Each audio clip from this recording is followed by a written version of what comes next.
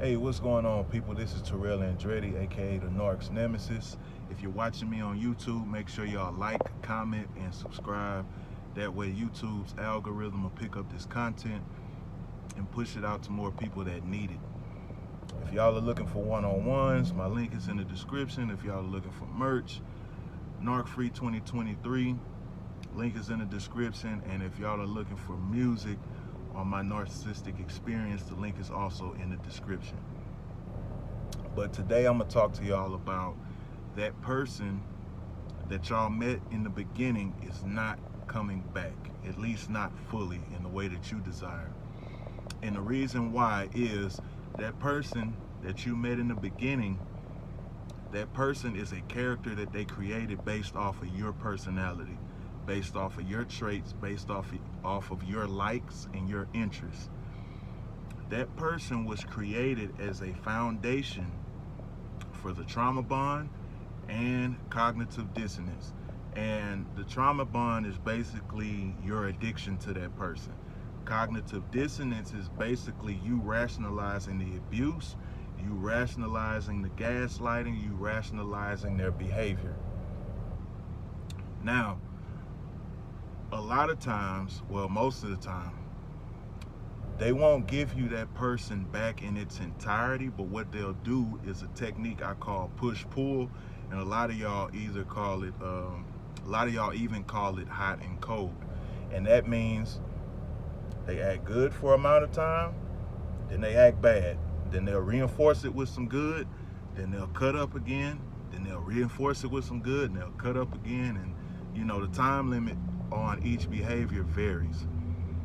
The reason they do that, if this person that you fell in love with in the beginning was so magical, so uplifting, so loving, so sexy, the sex was good, everything like that, you thought you found your person because they reflected you back to you. So of course you're going to be so in love with this person, you're going to be so attached to this person. They know this, and they know that that's going to cement a place in your mind and in your heart. So you'll always revert back to that person when things get rough or when you think about leaving.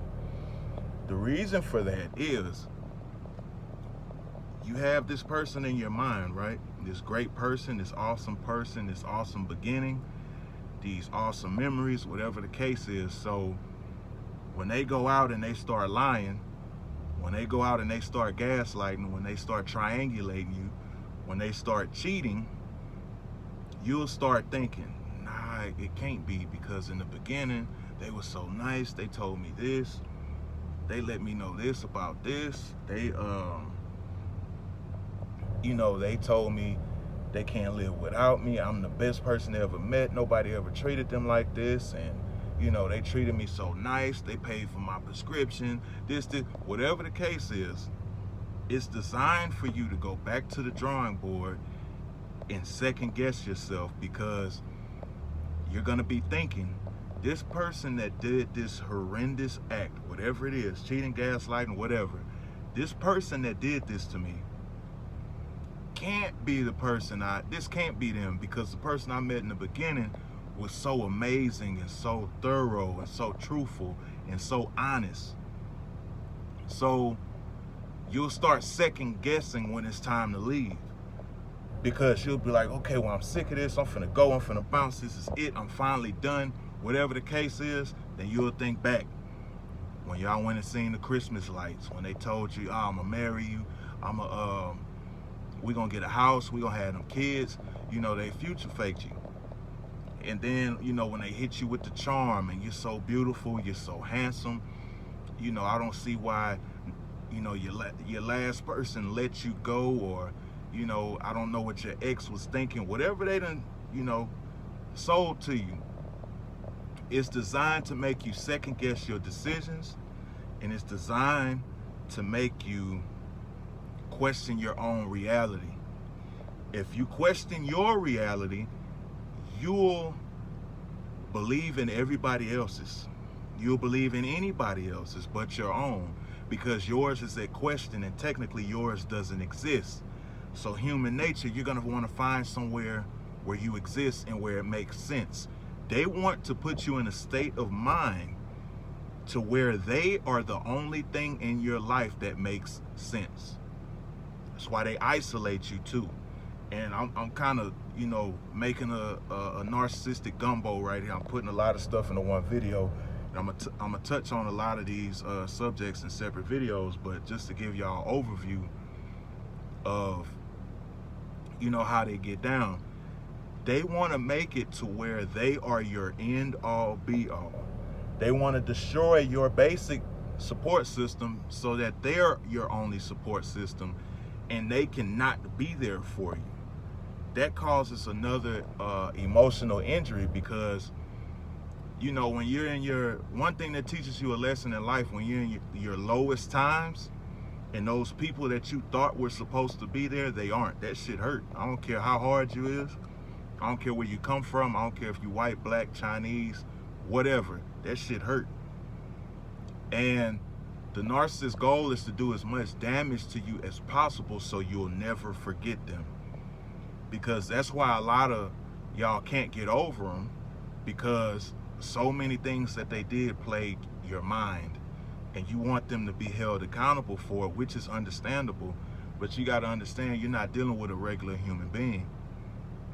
You're dealing with a narcissist. So the psyche works different. They don't think like me and you think. They don't think like normal people think. You know what I'm saying? Everything with them is backwards and upside down. Oxymoronic. You know what I'm saying? So the person that you're hoping for to return, I'm terribly sorry that I have to bring this to your attention, because this is one of the most painful things, and I said it in one of my other videos. It's equivalent to a loved one dying and you not getting to say goodbye to them. It hurts that bad. That person's not fully coming back. Matter of fact, that person really didn't even exist. That person was just a variation of who you are. That's all it was. That's why you see a certain kind of person at the beginning with them, and you see a whole nother person at the end with them. That person at the end is who they really are. That person in the beginning is you. It's a reflection of you.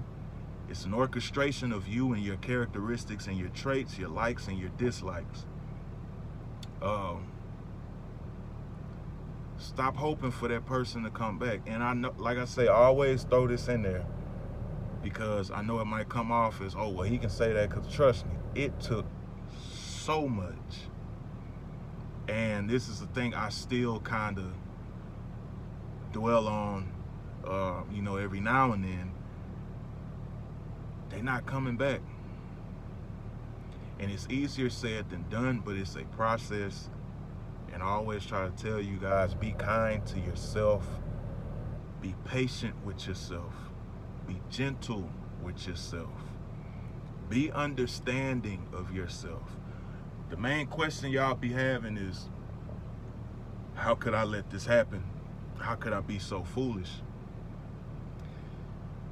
I wouldn't call it foolish, because you were simply giving love to somebody who you thought needed it. And to be honest, whether they did the right thing with the love you gave them or not, they needed it. That woman that I was with, anybody I was with, I don't regret one bit of love that I ever gave in this lifetime, because that's who I truly am. And because no matter what their psychological state is, no matter where they came from, how they were raised, they needed that love. But the thing is, they didn't possess the emotional responsibility to do what was necessary with that love, or receive it, or nurture it, or help it grow, or reciprocate it. So that's how they keep you wrapped up in this illusion. Like I said, narcissists want you to live in fantasy land, where they are the end all be all and you follow them blindly. And I always tell people, the day you stop believing in them is the day you start to become free. Because so many people, because after a while we get to lying to ourselves. Like I say, cognitive dissonance. We start rationalizing this shit that we're going through because we've been brainwashed to think that this behavior is normal. Yeah, arguments are gonna happen. Disagreements are gonna happen. Might get into a couple yelling arguments, you know what I'm saying? You might raise your voice sometime. It might be a little toxic. You know what I'm saying? But don't ever think that continuous toxicity is healthy. Because a regular relationship, it's going to have a little bit of toxicness in there, because especially if y'all coming from two different places and you still might be healing and that other person still might be healing, but y'all are trying to heal together. Y'all going to have to cancel out each other's toxicity sometimes. But when toxicity is a constant and, you know, healthiness comes in variation, as far as, you know, somebody trying to use it as a weapon against you or only when it's convenient to them, you got to take a step back and look at that. That ain't healthy behavior. And a lot of us truly have never been in a healthy relationship. That's why we think this shit is healthy and we don't want to get out of it. Oh, well, my last couple relationships been like this.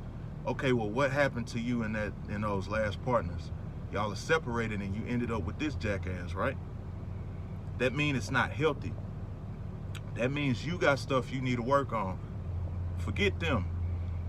Work on what you got to work on as an individual. Heal. Do the work. And a lot of people don't understand, healing from narcissistic abuse ain't like a cold. Okay, well, I'm sick for 3 days and boom. Nah, healing from narcissistic abuse is like gunshot wounds. Like, you got to heal the wounds, then you got to heal the mind, then you got to heal the body, because you got to rehabilitate yourself back to a normal human. And to be honest, you're never going to be a normal human being again, because the way that you see people now is going to be completely different, but it's going to be in a good way, because you're going to be able to see people's energy and not their physicality. You're going to be looking at people and you can see them in the physical, but you're going to look right through them. Like, when I look at people now, I don't see flesh and bone. I see energy. I see vibe. I see frequency. And that's the superpower you develop after dealing with these assholes. It's a gift and a curse. It is a journey. It's not something you finna get over overnight. Like I said, it's been a year and some change for me, and I'm still making adjustments. I'm still healing. I'm still looking at people that want to get in a relationship with me, and I can honestly tell them, we can't be in a relationship. I'm still healing. I'm still practicing. I'm still growing as an individual. And, you know, you got to get people to understand that. A lot of people don't understand that because they're not used to people telling them that. They used to finding out these surprises. Now, I'm going to tell you, hey, I'm still healing. I'm focused on my entrepreneurship. I'm focused on my journey. I'm focused on being a better father. I'm focused on my music. These are the things that you need to be focused on instead of focusing on the narcissist. Now, you're going to have some times where you're dwelling, and it's normal, but don't stay there. That person that you're hoping to come back, they're not going to come back.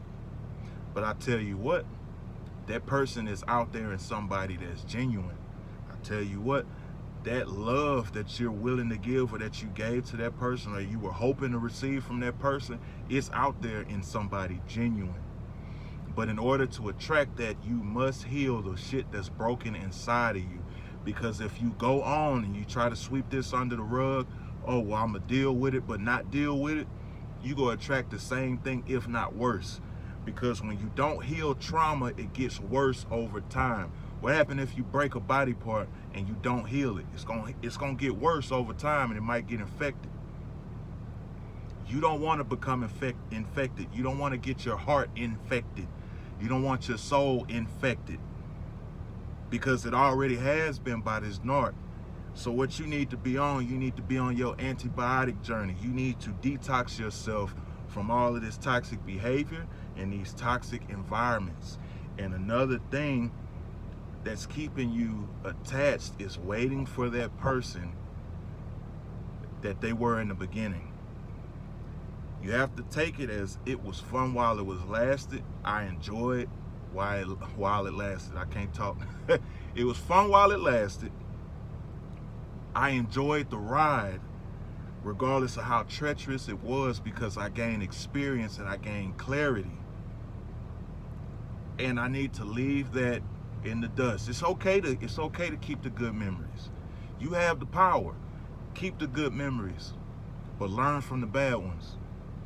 Move forward. Do the work. It ain't nothing you finna do overnight. I guarantee you. It's nothing you finna do overnight. But it can be done. Focus on the other side of this. Focus on getting to the other side. Focus on going no contact. Some of y'all got kids. Focus on being a better role model for your kids. They need you to survive this. Your family needs you to survive this. You need you to survive this. I want you to survive this. Stop waiting on that person to come back. Because I used to wait. I waited for a long fucking time. I waited days, I waited months, and I waited seasons. I never saw that person again until I started looking in the mirror and doing the work. But I said goodbye to that person that I thought they were, and I said hi to the person that I know I needed to be. Somebody out there needs you. Just like some of y'all probably needed me and I didn't even know it. I'm here. And I'm waiting on you on the other side of this shit. It's gonna take every fiber in your being to beat this. But you can. And I'm fucking rooting for you. But you gotta stop waiting. You'll be sitting there like a stone for days, months, and years. And you really ain't got time. So again, if y'all need one-on-one coaching, link is in the description. If y'all want Narc Free 2023 merch, link is in the description. I make music based on my narcissistic experience. I'm actually working on an album. It's going to be a pop album. The link is in the description for those tracks as well. I have dropped some singles for the album. I know y'all like the Running Man track a lot. I greatly appreciate y'all's support on the Running Man track. I think the streams went up like 500% since I introduced it to y'all. That is probably going to be the first music video that I do this year, and I'm going to release it exclusively on this channel as a gift to y'all for being so supportive and just listening to me run my mouth. I greatly appreciate all the support, the donations, all my new followers. Welcome to the family. Like I said, book a session if you feel like you need that extra push. If you need somebody just to listen to what you got going on, holler at me in the description. Y'all can beat this, man. It's hard, but y'all can beat this. Another day, another way. You ain't got to listen, but I know you heard me.